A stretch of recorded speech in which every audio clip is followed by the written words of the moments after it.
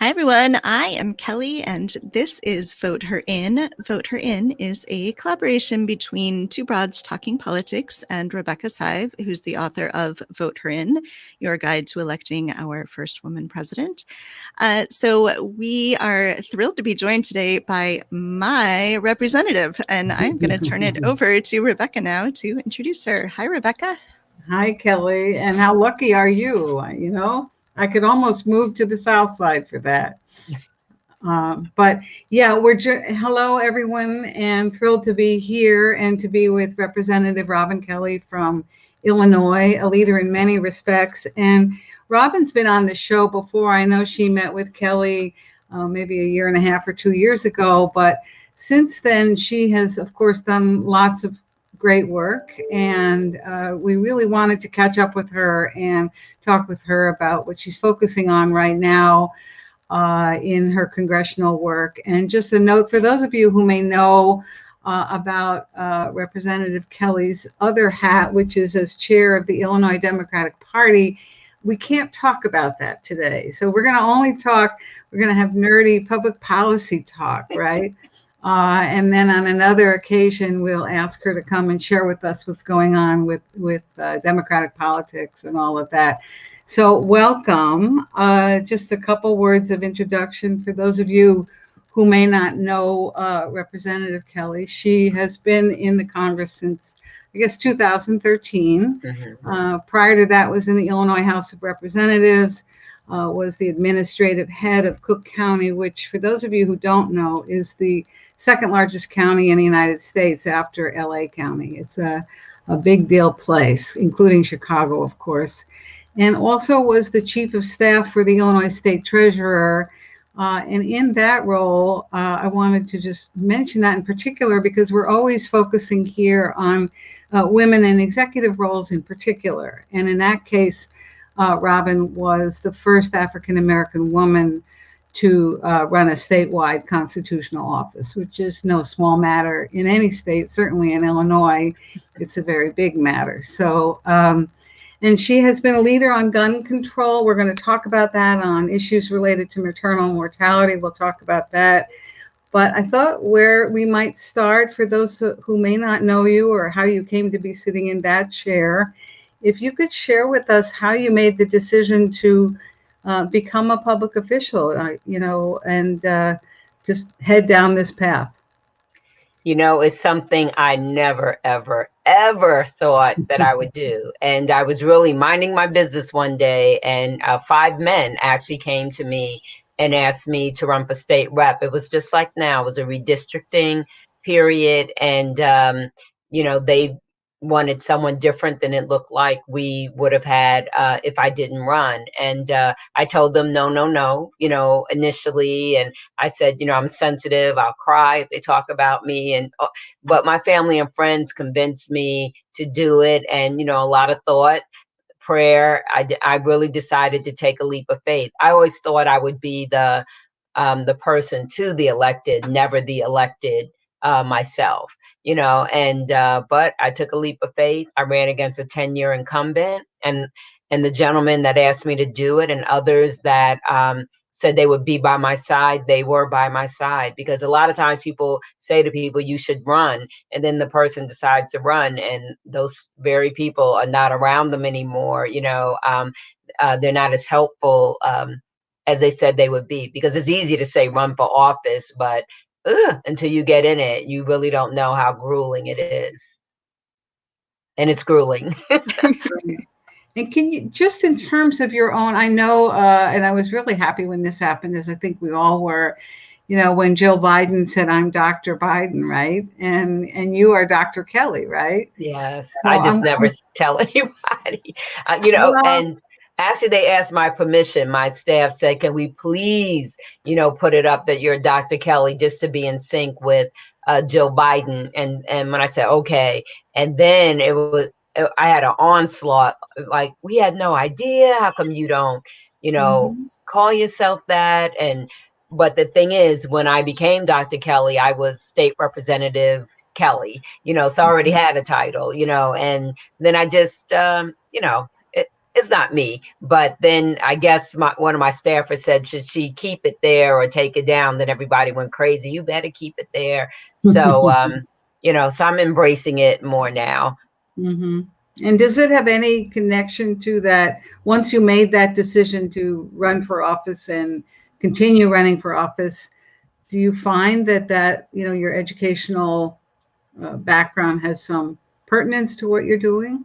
Well, the funny thing is, I have an undergrad and master's from Bradley University. So I was a psych and major undergrad in counseling. So I have my master's in counseling, and I often say my psych and counseling degrees help me more where I am now than the PhD in political science, because I'm dealing with some interesting people. But no, I've always wanted to get my PhD. I knew it would be in political science or sociology, because I always wanted to be in a helping profession. And the truth is, I had two pie in the sky jobs, one working with the president that I believed in on a federal level. And then the other is, just in case the president's listening, working at the UN. So I got my other, work. I mean, the idea that I was there at the same time as Barack Obama, that was priceless for me, especially since we served together. And, I helped when he ran for Senate and president. So that was special. And now I'm thrilled to be there with Joe Biden and Kamala Harris. Yeah. So politics and the political arena for women has changed a lot in the time that you've been in politics, and especially has changed for moms. We talk a lot about electing more moms, and of course, you're a mom. What are some of the lessons that have helped you along the way? The kinds of things that you think women in office, women in politics should know about? Well, I just think that moms and women seem like, we're more flexible, and it seems like we could be prepared for anything. And that is really a good skill to have when you're in politics. And, I want women to know no one has all the answers, and everyone brings something to the table. Like me, it was, am I good enough to do this? Yes, you're good enough, to do it. And, you'll find camaraderie and among other women, but also, things are changing. So around, some of the men too, people are more, understanding. And it's not just the women that want to get back home to be with their kids. The men want to get back home also. And even the way we're doing our schedule right now, and some of it's because of COVID, but some of it is because there are more parents with younger kids in Congress. So we're home for 3 weeks now, but I get sick of the news, so don't say this, that we're on a break. No, we're recessed from DC. We're not physically there, but I've been on Zooms and hearings. We still have all of that. We're still doing our work. We're just not doing it, in DC. I'm still in meetings, still, phone calls, still hearings, and but we're just home. So, and some of that's COVID, but some of it is because of, the makeup of Congress. Has the way that women support each other in that arena changed over time? I talked to Brooke Baldwin a few weeks ago, and she said that she had seen a change in the past, decade, 15 years, about the way that women are now supporting each other and helping each other rise. Have you seen that in Congress as well?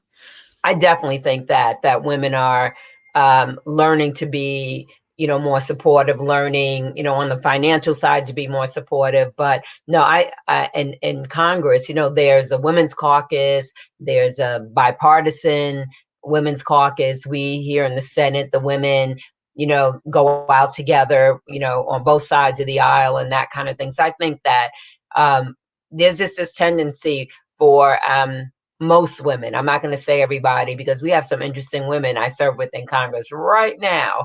And even though they're supportive of each other, but yeah, I think that women are supportive of each other. There's more women in leadership. Well, we have Nancy Pelosi, but not only Nancy, Maxine Waters, Eddie Bernice Johnson, Rosa DeLauro, all the people that are the heads of committees, there's a lot more women in charge, large and in charge, which is fantastic.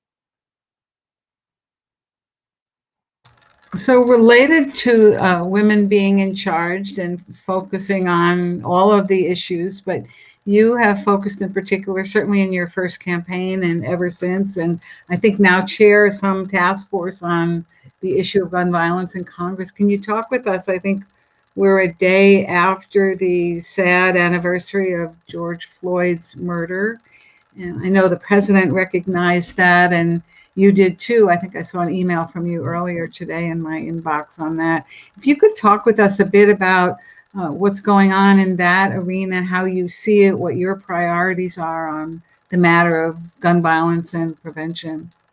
Sure. I mean, to be honest with you, is very wearying, is very frustrating because I've been talking about this. My first piece of legislation I passed in the state house was on store purchases. So I've been, paying attention to this for a long time, but I ran on it, in Congress, getting to Congress, and I'm still working on it. Since I've been here, we have not gotten one law signed in. We've passed the background check once again in Congress. We passed closing the loopholes, but we have not passed them in the Senate, and I know now that President Biden's there, we would get that passed. But it's not only about that legislation in the Chicagoland area and other areas. We need national trafficking and store purchasing laws because when I go to DC, people are like, what is happening in Chicago? They have the strictest gun laws, but I said, but no one else around us does. And that's part of the problem. But when you think, I think it was at least 50 people shot this past weekend and 11 dead. We cannot continue like this, but it's the legislation, it's police community relations, and it's also investing in communities that there's been disinvestment. We have to give people, opportunity and hope. And I always say nothing stops a bullet like an opportunity. And that might be, a job skills, a mentor, furthering your education, another hobby, something else beside, picking up guns. But, I have a lot of legislation, more than, anyone else. Lucy McBath, my colleague, is a champion because she lost her son, to gun violence. So, there's that. And then there's, police reform that's needed also. And I come from a family of law enforcement, New York City cops. I have nephews that are CPD. My cousin is NYPD. But what hurts a good cop is a bad cop. And we have to have police reform. I mean, it's ridiculous. And as you mentioned, the 1-year anniversary of George Floyd, so sad. I can't even, there are no words. And the idea that we cannot get the George Floyd Justice and Policing Act passed in the Senate. My colleague Karen Bass is working so hard with Cory Booker and Tim Scott, but the qualified immunity, is the issue that's stopping some of it, and it's really holding police more accountable. And believe me, I'm not against law enforcement. Like I said, and they're my family, friends. When I worked for the village of Matteson, I worked with so many police officers, and even now, I do. But this cannot continue either. The community violence can't continue, but also the police violence can't continue either. So if you just to focus on Chicago for a second, because it seems to be, its experience is very different from its peer cities, right? From New York and LA. And can you share with our Chicago listeners why you think that is? If you were able to just say, well, okay, gang, this is what we're going to do, what would you say we should be doing? To me, it has something to do also with,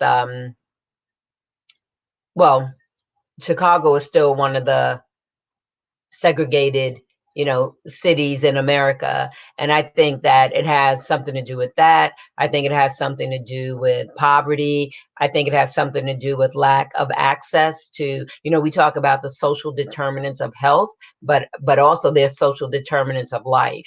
And I think that, it has something to do with those very same things, again, going back to, what opportunities people have, what hope do people have? What do they see for themselves? And, I just think that, it's really tough. Yes, it's the drugs and the gangs, the easy access, to guns. It's social media and Facebook. It's all of that too.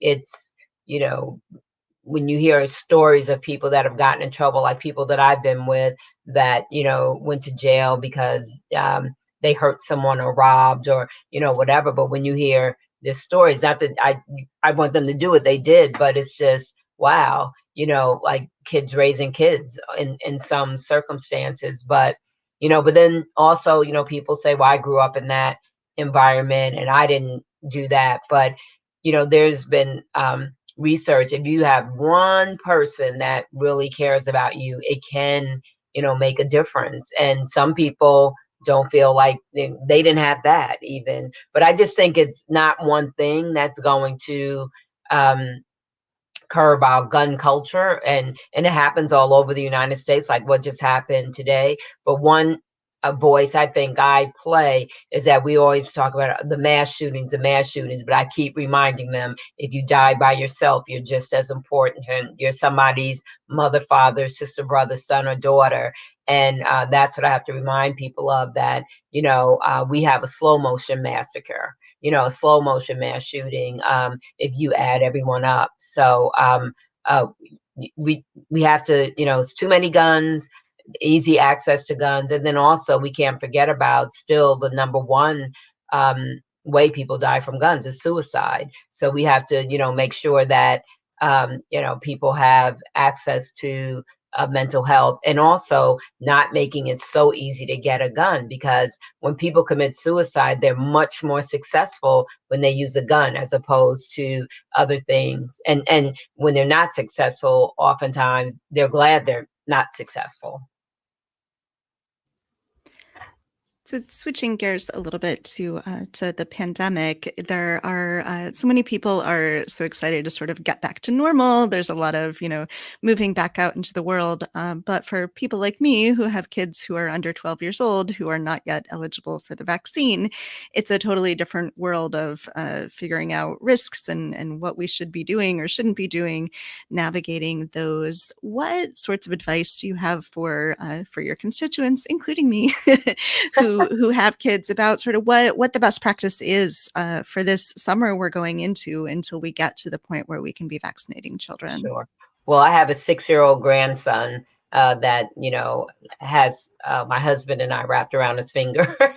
So, I mean, still have to wear, mask and be socially distanced and wash your hands. These are such simple things, though. It seems like some people still have a hard time with. One thing good, because so many more people are vaccinated. So we're not at the, herd immunity yet, but so that helps the people that aren't vaccinated. But I think, still have to take the same precautions, but because of summer, it's like, get your child out there though, still, because that is so tough to be stuck in the house, and I know my grandson did not like the e-learning or, Zoom. That just was not for him, even though he had to do it. But when he's here, we try to get him out, even if it's just going for a walk or, riding his bike, and, that, and, he's not around anybody, but you still have to do some of the same things. Luckily, Pfizer with the 12 to 15-year-olds, and then Moderna looks like they're getting there also. And they are testing below 12. So hopefully, we'll have something soon.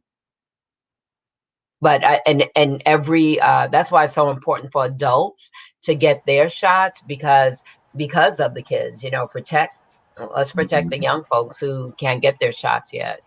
Right. And speaking of that, I know you've also been working on a couple of bills that relate in particular to maternal health. And maybe you could share with our listeners what that's about and how they can help you and Representative Underwood and the other people pushing for this to get these laws passed. They're terrifically important.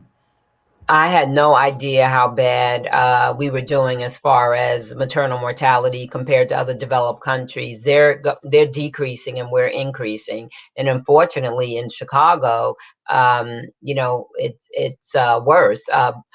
It happens to all women, but it happens to Black women more, like 2.5 to 3 times the rate of white women. But in Illinois, it was as much as 6 times the rate. And in the state of Washington with Native women, 8 times the rate. And other states too, worse than 6 times or 8 times. And we're trying to pass legislation. When you hear that 2/3 or 70% of the deaths are preventable, I mean, that's absolutely ridiculous. And it's a combination of things. Women are not listened to. Women of color are not listened to even more.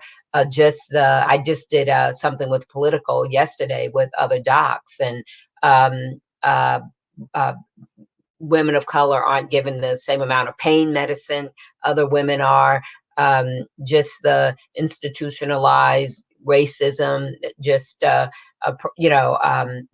and coverage is a big issue too. Like I just had passed in the American Rescue Plan that the postpartum period, if you're on Medicaid, will go from 60 days to a year, the entire postpartum period.